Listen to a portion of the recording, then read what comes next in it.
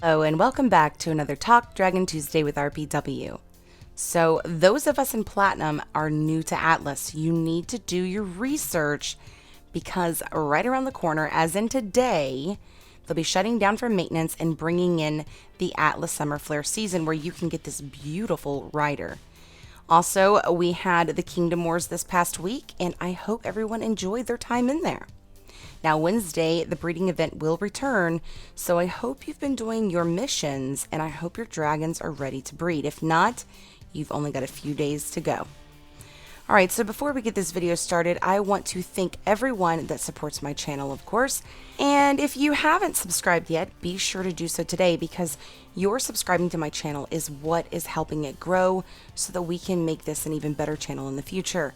And then, of course, guys, don't forget to like my videos so that I know which ones that you guys are wanting and which ones are not as popular, as well as don't forget to hit that bell so you can subscribe to my channel. This is how you're going to know if I go live. And last but not least, don't forget to share, especially with those low-level players on your team. All right, every Tuesday here on Talk Dragon Tuesday, I host a $20 in-game pack giveaway.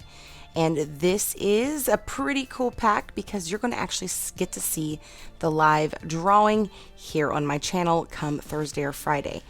Now, with that being said, there are some things you're going to have to know before you can enter in today's contest. So be sure to stick around so you know exactly what you need to do to possibly win that $20 in-game pack. Now, those of us that are new to Atlas are definitely in a very different place right now.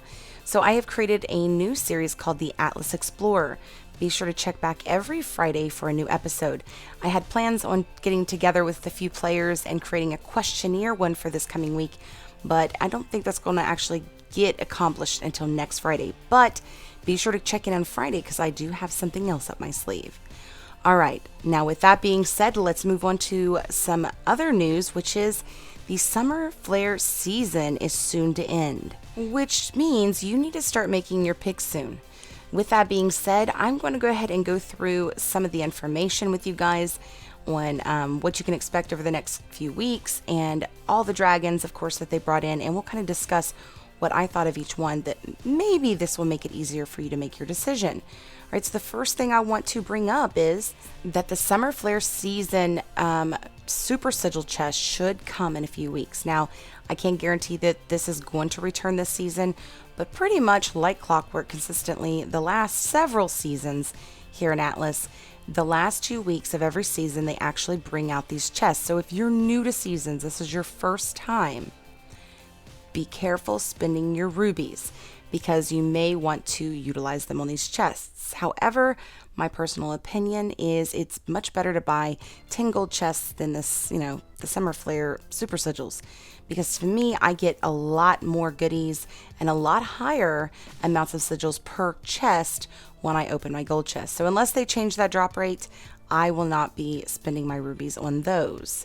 However, I've seen people with much better luck than me, so if you have great luck at this kind of thing, then it might just be for you. All right, so let's go ahead and go over all the things that came in this season so you can decide what it is exactly you want to do with the last of your stuff.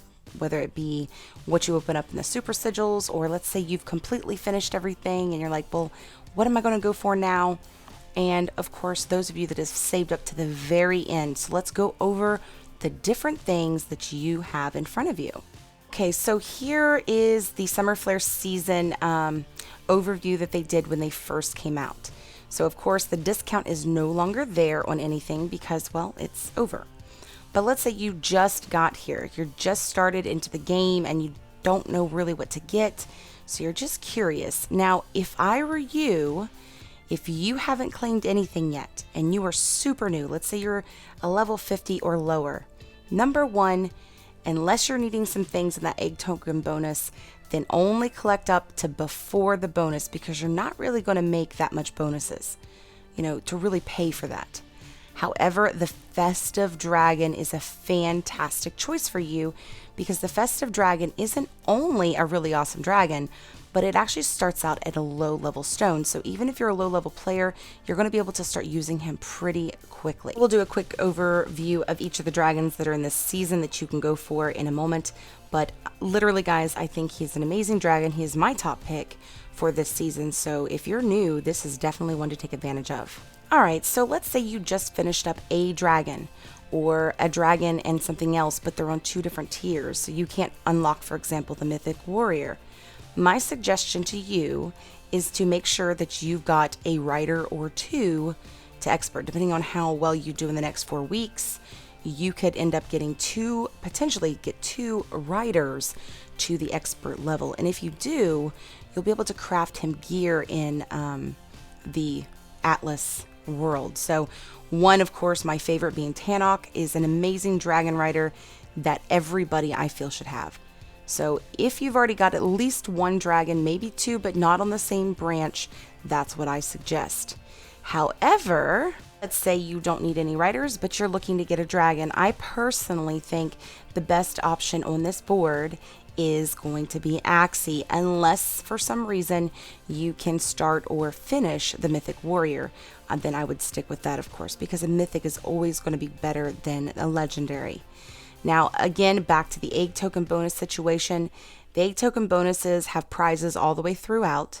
Now, the egg token bonus is going to be for an entire season, so usually I don't suggest getting this past the 4th week, past the 8th week, but there are some great things that you get along the way for such a cheap deal that if there's nothing else that you're really interested in, then it is a great filler for the very end of the season. All right, so let's go through the different dragons of the Summer Flare season and what I think of each one. And this is actually a viewer request. So if you ever have any requests, feel free to speak up. All right, so first of all, let's go backwards through the season. So the most recent reveal of a dragon literally came last week, this past week, which was Axie. Now, I personally think of all the dragons, she is the best prize to go for. And that's because, number 1, the Mythic, you do have to go for the other 2. Now, let's go over why I feel that way. Well, number 1, there are 2 white spells, and one only takes 1 rage.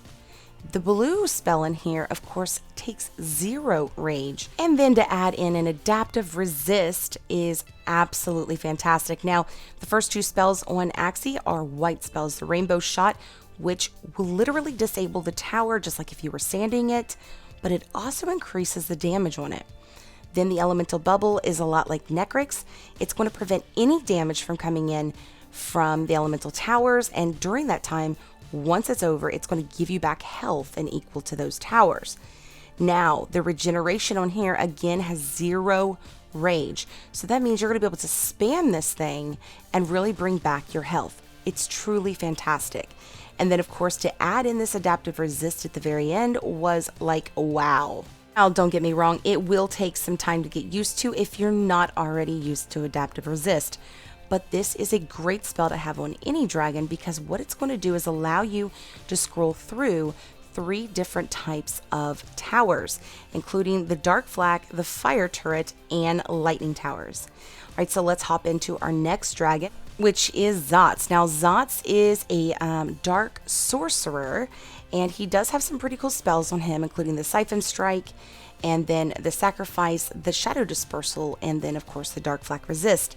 Now, these to me are no different than anything in the past. It's not that it's not a good spell set, but it's like, I don't think it's as good or anything close to what Axie can do. I don't know. I personally have not flown this dragon, but I'm just not impressed. All right, now let's jump into Null. Null was the rider, the veteran rider that they released, but they really surprised us with a new feature within that tier, which means you will be able to get Null all the way up until you reach his 2nd page, which is where the gear is, without grabbing the other 2 dragons. So with that being said, if you want a rider, let's say you've got a dragon, a great dragon that's Earth Elemental, then definitely go for this, especially if you happen to have gotten the Mythic Dragon, because you're going to be able to go make him the gear he needs in Atlas. All right, let's go grip a stone with Tez here. Tez. What an interesting dragon he is. Okay, my issue with Tez is he's a warrior, and I feel that all warriors are very boring. However, they are very tough. So if this is a dragon you got, I'm sure you're enjoying him to at least a point. However, he does not make my top 3 list of this season. And of course, a new rider comes to town in this season as a defensive rider. This is Tannock, and Tannock will definitely do a lot for your purchase and for your base. So if you have not gotten Tannock, he is definitely an amazing grab for this season. In fact, I think you're going to see him in my top 3 very shortly. I can't do a fair assessment on this dragon because for me, just like the other sorcerer in this area, I don't think sorcerers are the best unless they have the warrior in front of them. I've never had much pleasure in flying one without one. So with that being said, Coatl to me is no better than anything else you can breed within the actual war dragons. All right, so if you're not good at hunters, then of course I don't suggest a hunter whatsoever, but then I definitely don't suggest this one because there are many players out there that are veteran hunters that have told me they are flat out disappointed in this decision. So if you are thinking about this one, you really need to do your research. All right, so outside of that, we had the mythic dragon, which was Heatseal. And Heatseal was the warrior mythic of this season. Now, he is a very strong dragon, so if you unlocked him, he is definitely worth trying to go for.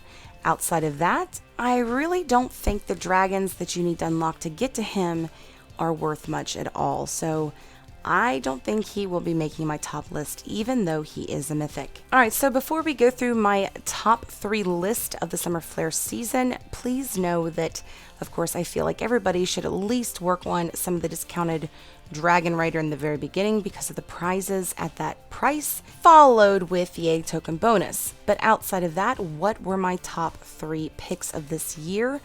Let's go through them one by one, starting with my second runner-up, which would be Null. Null is a fantastic rider to have for your dragon, and he is a Earth veteran rider that they surprised us and unlocked it much sooner than we expected. So you don't have to get both dragons on his tier anymore to unlock this rider's full potential up until, of course, the gear, but you can make the gear in Atlas, so that's not a huge deal.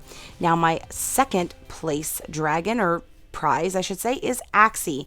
Axie has so many fantastic spells that it makes her my favorite dragon of the season, but my number 1 pick this season is Tannock. Tannock has personally done so much for my base, and I think he can do a lot for many others, and of course this guy was discounted. So I really feel bad for anyone and everyone that did not take advantage of him. Now, yes, you can forge gear for him in Atlas, but I took advantage and completely finished him all the way through. All right, so thank you to the viewer that suggested this little idea. And of course, I want to thank everyone that supports my channel. Don't forget to like, subscribe, and share this with your friends today. All right. So I am making some changes to my channel. As you'll notice here, there's an example, Fly News. So my Top Dragon Tuesday is going to be evolving just a tad, as well as a few other things. So be sure to keep an eye out for those changes. And again, thank you guys for supporting me so that I have the oomph to do this. So we have a special guest today, and he's well known on War Dragons, but particularly from the forum site. So who could this be? None the other than PGJared. So PGJared has come in to talk over some things with us about more common things on glitches and so forth. And I want to thank him for, of course, coming in. So let's go ahead and jump into the interview with PGJared. All right, so I want to welcome you, PGJared, to our show here at Talk Dragon Tuesday. We're super excited to have you on the show. Yeah, it's very nice to be here. I'm excited to share any information I can. All right, well, you're a very familiar name to many of us due to the forum, but what is it exactly you do with PG? Sure. I head up what's known as our player experience team. That's essentially our customer support team. So I make sure that for War Dragons, we're properly informed and able to assist players, as well as when issues occur, those issues are brought to the attention of the team and triaged appropriately. Got you. So how long have you been doing that? I've been at Pocket Gems for 2 years. I've actually been working in the video game industry. This October will be 10 years for me. Wow. I'm old for video games. So what are some of the common glitches that you guys see there at War Dragons? So we actually see quite a few small issues that crop up. Some of these have to do with timing concerns. For example, when we do the league rebalance every week, there's always a slight delay between what a user sees and what actually happens, and that can cause problems. Also, the replay feature isn't exactly the most robust tool we have, so frequently when looking at a replay, things can look different from what actually happened. That will cause users to submit a ticket, and then we'll have to review it and determine, like, was this actually a display issue or was it an actual bug or exploit? I think probably the most common bug that we see encountered is a bad asset problem, especially around like updates or a reinstall or something like that can cause an asset, an image in the game to get messed up. And that can cause all kinds of problems in the game. Is that something that's like even related to like keeping our phones updated? Can that cause issues? I don't want to say it's due to anyone's specific device. It's just the nature of downloading files. I mean, this can happen with non-mobile games as well, where if you've ever downloaded a program and then it looked all messed up and then you reinstalled and it looked fine, you were playing a game on your PC and one of your characters just looked horribly glitched out, things like that. That's all bad assets. And that's what we see sometimes in War Dragons, which can cause discrepancies in the game, can cause things to look weird. There was one a little while ago that caused the bridge right next to the central part of your base to be huge, just gigantic. And that obviously made it very hard to target things because now you had this giant bridge in the way. We've also seen things causing the giant pillars of light around towers or towers to turn invisible, things like that, which, is obviously a negative impact on gameplay. Right. So you've said you've worked for many different games or whatever. So is this something you see in every type of gaming, or is it just, only for War Dragons? No. This is completely normal. I actually I started in video games in MMOs, and it was a significantly larger problem in MMOs than it was in mobile games. But every mobile game I worked on, including some very, very big mobile games, have had issues like this or similar issues. Okay, so it's a very common thing. It's not unusual, or I shouldn't say unusual, but it's not something that's specific to War Dragons then. That's great news. No. Yeah. I mean, War Dragons does have bugs. I'll never say ours is a bug-free game, but most of the issues that are encountered in War Dragons, you can see kind of encountered on other games as well. It's the nature of the beast. Right. So this is probably a daily battle. Definitely keeps you guys employed, huh? Yeah. Yes. We have a fairly large PX team working 24 hours, 7 days a week, including multiple languages and just a ton of people trying very hard to make sure that these issues are being addressed. I never even thought about the multiple languages because this is a multi-country platform. Right. So, wow. We currently directly support 11 languages. Wow. At my last count, I'd have to double check, but I believe it's 11. Though obviously some we don't have as much representation of those languages. It's unfortunately based on volume, right? If we get, and I'm not going to use real numbers here, but if we get like 3 tickets a week in Turkish, we can't necessarily have a 24/7 Turkish team because there just isn't volume for them to work on. Right. Whereas, in other languages, we have thousands of tickets a day, and so we get to have a large staff, and we're able to have very, very quick turnaround times for that. Understood. Okay, so before anybody would contact you guys, is there anything that people can try to do before even trying to do a ticket? Like, what's the biggest thing you guys see where it's like, well, could you just restart or? Yeah, I would say the biggest ones that we get are what I would call an information-only request, kind of how do I do this, or when there's a problem in the game. Say, for example, I'm sure everyone's aware a couple weeks back when we had that issue that made it so a number of players were having difficulty joining battles, initiating battles, defending, or connecting to chat. That was a global issue that was impacted because of one of our vendors. And in situations like that, especially when there's like a forum post and an in-game message that says like, hey, we're aware of this problem, submitting a ticket isn't incredibly helpful because an individual agent can't really do anything to resolve that. We have to wait for engineers. We have to wait for vendors in some cases. So flooding the system with tickets, especially one user 2 weeks ago submitted 33 tickets themselves. That kind of thing makes it much harder for us to do our jobs and accurately measure like impact and how to handle things. There's also a knowledge base where you can review articles, though depending on what type of device you're on, that knowledge base might not show up for you right now. We're working to have that set up for 100% of users, hopefully by the end of the year. Fantastic. All right, so there are a lot of people out there that I've noticed that like to take this to the forums, any issues they have. Sometimes it can be very common things, other times it's about their banning issues or whatever. But is that really something like you suggest, or should they go through other forums first? So if their problem requires a discrete solution, say, for example, they're locked out of the game or they purchased a value pack and didn't receive the contents or something like that, something that's a very discrete, I am missing this thing or need this specific action, support tickets are the way to go.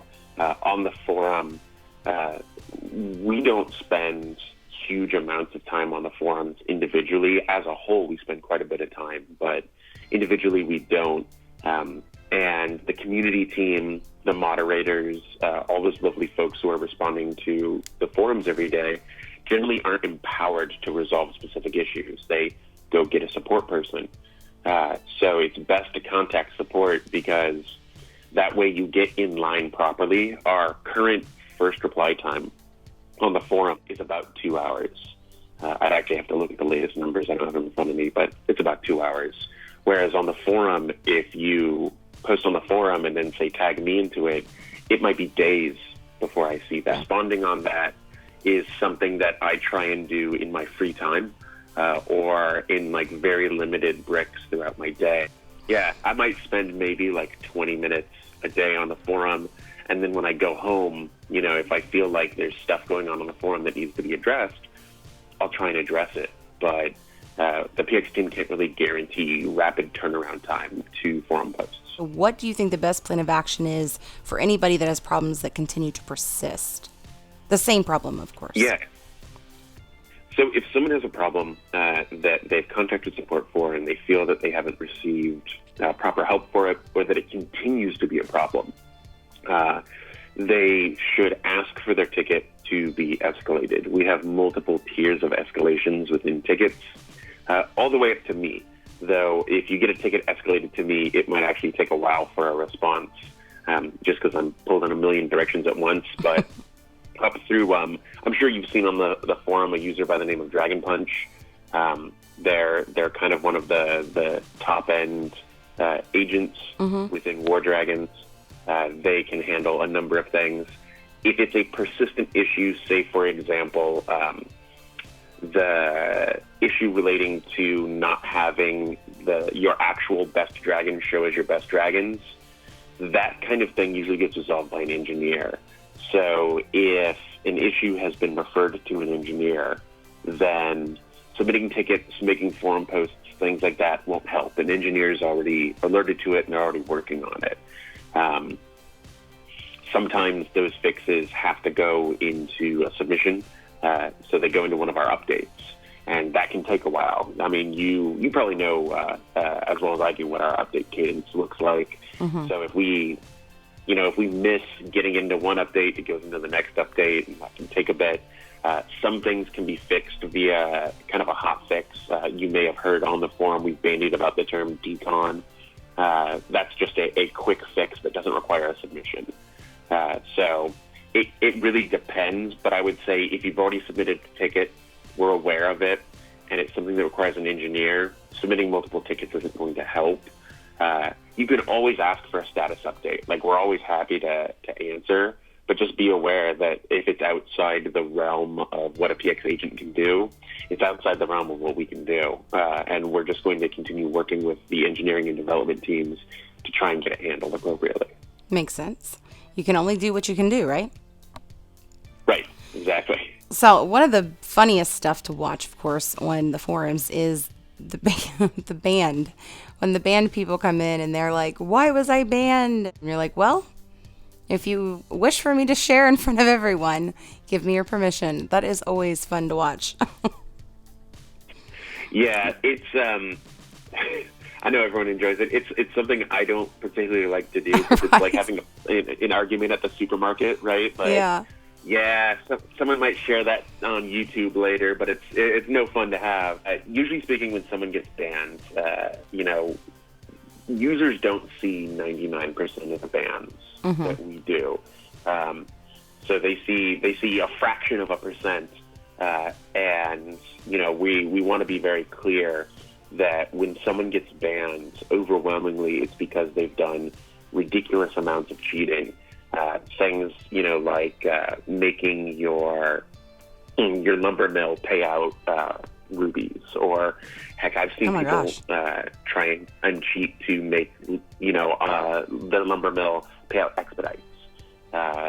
Things that are so impossible that it's a clear cheat, right? If you're logging into the game, you're collecting your resources, and you collect from your lumber mill, and it produces a quadrillion rubies, you're a cheater. You're out of the game. Well, in all reality, number one, I don't understand why cheaters cheat themselves like that. But number two, that's what makes it unfair to all the other players. I know a lot of people think PG makes it unfair, but many times it's the cheaters and the hackers that make it completely unfair. Yeah, there's definitely the problem of the actions that we have to take to help combat cheating can be onerous to other players. It's something we try to avoid, but as cheating becomes more sophisticated, we run afoul of false positives. You've probably actually seen them on the forum. I've commented on them as well. Every time we have a false positive and we have to unban someone, it's a real come to terms moment for us. I sit down with my team. I sit down with the engineering team who works on our cheating tools. And we make sure we do what we can so that these false positives don't happen again. They're an unfortunate aspect of the war against cheating. But I want everyone to understand that when we wrongfully ban someone, one, it's rare, and two, it's a very serious moment for us that we strive to make sure that situation never happens again. Got you. Now, can you clarify what is a bannable? Because there's a lot of people that ask in forums and everything, what exactly is a bannable defense or offense? I can't even get the words out. Offense, yeah. Yeah, offense. That's right. Bannable offenses usually fall into three categories, right? Cheating, exploiting, and inappropriate behavior. So cheating is pretty straightforward, right? If you are in some way modifying the game to produce a result that's not doable in the game, that's cheating. You're banned, right? I think that's something that everyone can understand, right? If Absolutely. you modify the game code, you get banned. Yeah.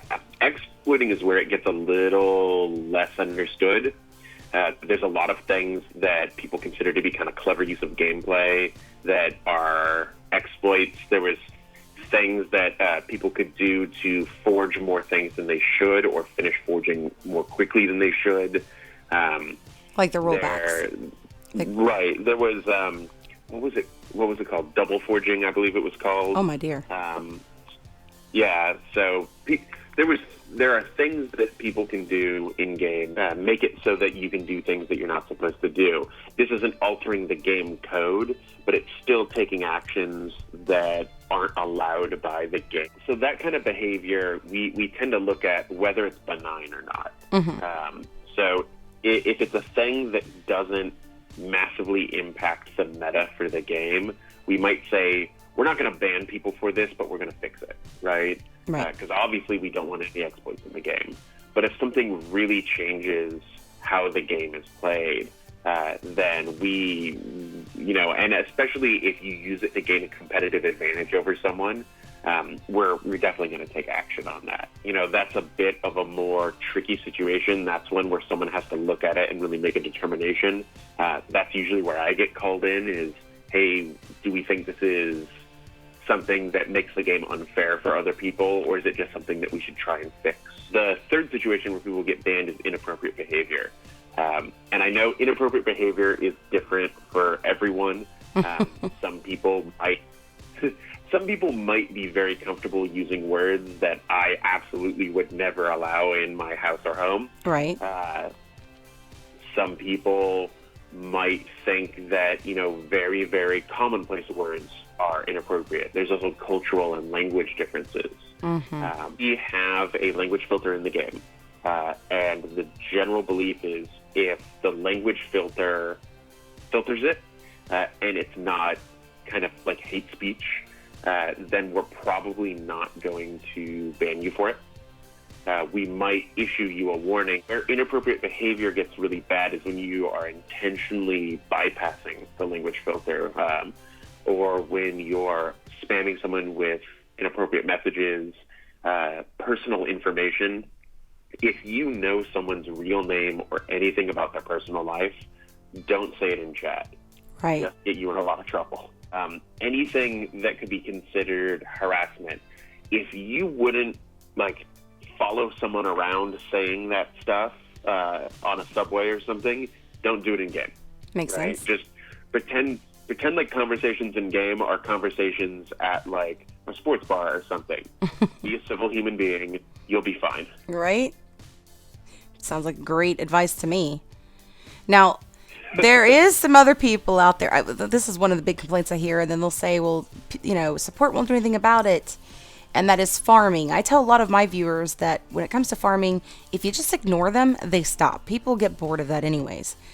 But, that is something that I know a lot of people reach up to you about is when other players continually attack them. What is it you guys suggest? So we generally suggest ignoring someone and blocking them. Oh, same thing. Farming in and of itself isn't really inappropriate behavior. It sucks. People who farm other people tend to be jerks, but it's not itself something that's going to get you in trouble. But if you're farming someone and sending them inappropriate messages or sending them harassing messages or just being a jerk to them in addition to it, it's kind of it exacerbates the situation. It takes a bunch of activities that might not individually be inappropriate, but when you put them all together and look at the whole of it, it makes it inappropriate. When it comes to actual cheating or anything like that, what can honest players do to help you guys out on your end? The best thing that you can do if you see cheating is to report it. I understand a lot of folks feel that we don't take action on player reports. That's not true. We just have to do an investigation. And we do a very thorough investigation before we take action based on a player report. If, say, for example, a tool sends us a report of this person did this very specific action, it should have generated this, and instead it generated that, and the thing it generated is completely impossible, we don't have to do as in-depth of an investigation. But if someone sends in a ticket and says, hey, I think this person's cheating, we have to do a more deep investigation. We've seen many times where someone, for example, has a dragon that they shouldn't have for their level. And then someone banned them right away. Hey, that person shouldn't have that dragon, we banned them. Well, what it turns out is that person, because of some issues they had on their account, got credited a dragon by support. So that person legitimately had that dragon, even though technically they couldn't have it. And that became an incorrect ban because an investigation wasn't done. So we've kind of learned, A, we try not to credit stuff people shouldn't have, but B, we always do an in-depth investigation on any player report before we take action to make sure that we're not banning someone for something that is actually okay. Understood. Do you happen to play War Dragons yourself? I do. Not as much as I was, say, 5 or 6 months ago. But yes, I have actually destroyed multiple of my own accounts by testing stuff on it. So I tend to be in mid to low level ranges. I think the highest account I've ever had was about level 150. And then I tested a bunch of stuff and destroyed it. So my current account is in the 80s right now. So I'm working to get those levels back up. And this time I promised myself no more testing content on my personal account. But yes, I do play. Obviously, I don't have the same high-level experience that many players have, which is actually why we consider the forum to be such a valuable tool, that we can get feedback from players who are significantly better at the game than I am. Is it really difficult to go from a test device to what you have? No, not at all. Not at all. No, I actually, because a lot of the earlier dragons are super, super fun. So I I try and get the most out of dragons that I really like. And while, using the bleeding edge dragons is fun and everything, I think a big part of the game is the constraints. So maximizing your capability within the skill set that you have from your dragon. That's what makes it fun for me, is like attacking a base and seeing like, this is what they have. These are the available tools to me. So this is what I'm going to try and bring to the fight, and then see if I can win. What dragon would be your absolute favorite? My absolute favorite dragon, this was actually asked of me like a year ago, and the answer to that hasn't changed. I really love Arboreus. I don't really use Arboreus much anymore, but Arboreus is one of my absolute favorite dragons. Now, one last question about your gaming. What happens when your game glitches? Do you send up a ticket, or what do you do? So if it's the kind of glitch that requires an engineer, yes, actually, that is exactly what I do. Oh, yeah. We have an internal ticketing system, and it's the same thing when a player submits a ticket that requires engineering help. One of our PX agents converts that into one of our internal tickets that gets assigned to an engineer. So if I have a problem and my game breaks in a way that requires an engineer, which I will tell you mine probably breaks more often than everyone else's because I keep doing test content on it, which I shouldn't do, I assign one of these tickets to an engineer, and they get to it when they can. I try and make sure that I don't have pride of place in the queue. So if I desperately need to test something, there's test devices around.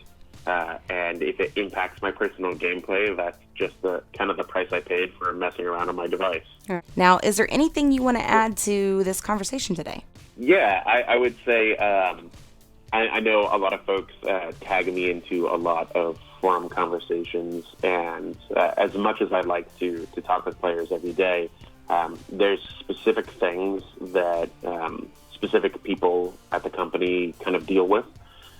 We have a post on the forum in the announcement page that's the forum roles. I would highly recommend people look there before they tag in a specific Pocket Gems employee, just because if you're asking me about like the technical back end of the game or things like that, I don't know. And then we just have to tag someone else in, and it takes time, it takes energy that could be dedicated to answering questions that are specifically within our wheelhouse. Also, I want to say to people, like, please go to the forums, give us your feedback, talk to us about what you feel about the game, what your thoughts are, even if it's critical, even if there's something that you're unhappy with. We want to hear it, just because, as much as we know about game design, as much as we know about building games, we want to make sure that as many of our players as possible are having fun. So like, please share your opinions with us, fill out the surveys we send out, go on the forum, submit feedback tickets, like tell us what you like and don't like. You know, an individual agent almost certainly isn't going to stop on a dime and change the whole game based on a point of feedback, but we take all of that and we have meetings and we have discussions and we do change aspects of the game based on what players request. The most trackable way is through submitting a ticket. We'll categorize it as feedback. Our ticketing system has very, very robust analytics tools that we can use to say we received this many feedback tickets about this issue. They had this kind of like tone to them. This was the desired outcome. Like, that's all very, very, very easily trackable for us, and something that we can very easily present to the rest of the game team and say, we should probably take this action. It has been a pleasure to have you on the show today. I really appreciate you taking your time I don't even know if you're working right now, but your time to spend with us. Yeah, absolutely. It was my pleasure. Anytime you want to have me back on and ask any questions you have about PX, I'm happy to help. Awesome. Well, and you're always welcome. If there's something you need to share with the world, you can always contact me and also come back. So anyways, thank you again, and we will talk to you soon. Great. Take care. Bye. That was a lot of awesome information we got from PGJared. We want to thank him for joining us here on Talk Dragon Tuesday, of course. But I also want to mention that if you like the things that I do here on Talk Dragon Tuesday, you can show your support by not only subscribing to my channel, but of course, hitting that thumbs up. And of course, sharing this video with those you know here in War Dragons, especially if they're new to the game or low-level players. And then of course, if you hit that little bell, you'll always know when I post a new video. Okay, the moment everyone has been waiting for is the information on how you can win this week's $20 in-game pack from right here on my channel. Now, if you don't know, I want to let you know that I do pick the winner right here live on my channel with pieces of paper, draw it out of a bowl, etc. However, the prizes are distributed by War Dragons, and they do this to help sponsor and boost their Creators Faction members, and that is for all Creators Faction members. So be sure to go check out all the other sites out there where you can win, weekly giveaways as well. Now, the details on how you win this week's is, of course, to submit a question for PGJared. In order to do so, you're going to scroll clear to the bottom of the page, and you're going to comment below with your in-game name, followed with a question you have for PGJared. Yes, that means he will be rejoining us pretty soon to answer all these questions. So be sure to put that in there so we can get a lot more information that the entire community is needing from more dragons. In a few days, I will take everybody's in-game name and toss it in a bowl, and we will have a live broadcast so you can see who the winner is. All right, guys, don't forget to get those dragons to breedable because the breeding event starts on Wednesday. Thank you guys for sticking around for this long video, but if you enjoyed it, don't forget to give me a big thumbs up, subscribe to my channel, and of course hit that bell for notifications. And then don't forget to share with your War Dragon pals.